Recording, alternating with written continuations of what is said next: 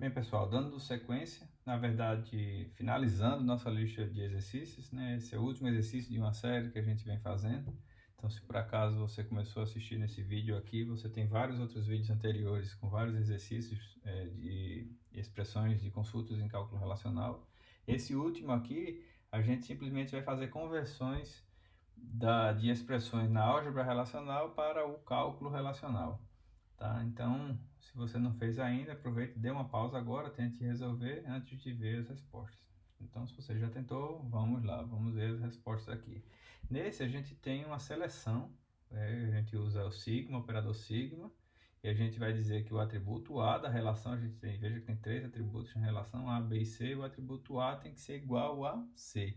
Então, no cálculo relacional, a gente vai querer projetar alguma coisa também. Veja que não tem nenhum operador de projeção aqui, só tem o de seleção. Então, já que não tem a projeção, a gente pode usar a nossa tupla T inteira, certo? Sem especificar nenhum atributo a ser projetado.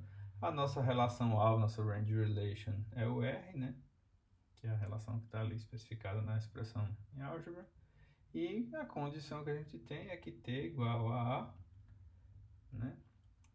TA, na verdade, igual a C, certo? O atributo A da dupla T igual a C. Tranquilo? Então, dando sequência aqui, a gente tem aqui uma projeção desses dois atributos da relação R. Então, a gente tem uma coisa parecida, só que agora é uma projeção. Então, a gente vai ter aqui projetando TA e TB.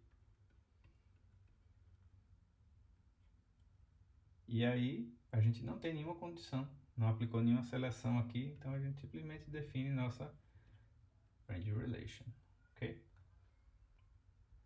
Então, nessa terceira, a gente tem uma junção natural, tá? Então, nessa junção natural, a gente tem atributos que são incomuns, que vão ser usados para fazer a junção, e tem os outros que a gente pode assumir que a gente vai projetar, né? Que vai gerar nossa relação resultante, tá? Então, a gente tem em comum o que aqui? A gente tem o C, né? Então, como a gente tem o C, a gente vai usar ele para fazer a junção e vai projetar o restante. Então, a gente vai fazer aqui, a gente vai precisar de duas variáveis, né? Vou chamar de T e Q, por exemplo. Então, T, a gente vai projetar o A e o B. Esses dois aqui, A e B. E do outro lado, a gente vai projetar, vou chamar de Q. A gente vai projetar o D e o E. Projetando o E aqui. Então, aqui a gente só precisa definir nossas range relations, que é T e Q. A nossa relação é essa aqui. Na verdade, a gente tem as variáveis T e Q e as range relations são RS, né? E a gente tem a condição de junção aqui, que é TC igual a QC.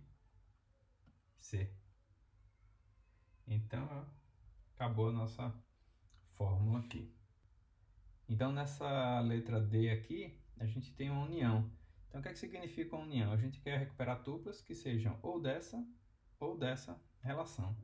Então, a gente vai ter aqui, recuperar uma tupla T, nenhum atributo específico, né, onde T seja dessa relação ou T seja da outra relação. Veja que é uma situação um pouco diferente do que a gente fez nas consultas, porque a gente fez uma operação de junção aqui, né, uma operação lógica aqui entre as nossas range relations. A gente vai selecionar tudo que tem em uma, tudo que tem na outra, a gente vai juntar tudo aí.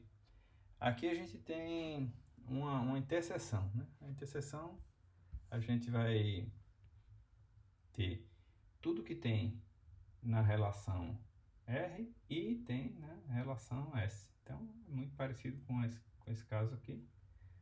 A diferença vai ser só que ao invés de uma conjunção, ao invés de uma disjunção, vai ser uma conjunção. Aqui a gente tem esse aqui. Então aqui a gente tem uma operação de diferença, né? É uma subtração. Ou seja, a gente quer tuplas que pertençam a R, mas que não pertençam a S, né? Que estejam em R, mas que não estejam em S. Então, também muito parecido. A gente vai ter aqui R, T, e não ST.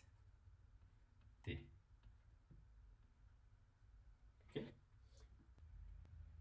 E para finalizar, a gente tem aqui um produto cartesiano. O produto cartesiano, a gente quer projetar elementos de uma relação e elementos da outra relação, atributos de um, atributos da outra, né? E onde sejam as combinações entre essas duas relações. Então a gente pode especificar aqui que a gente quer projetar o T, que seria as tuplas da nossa relação R aqui, seria T.A, T.B e T.C.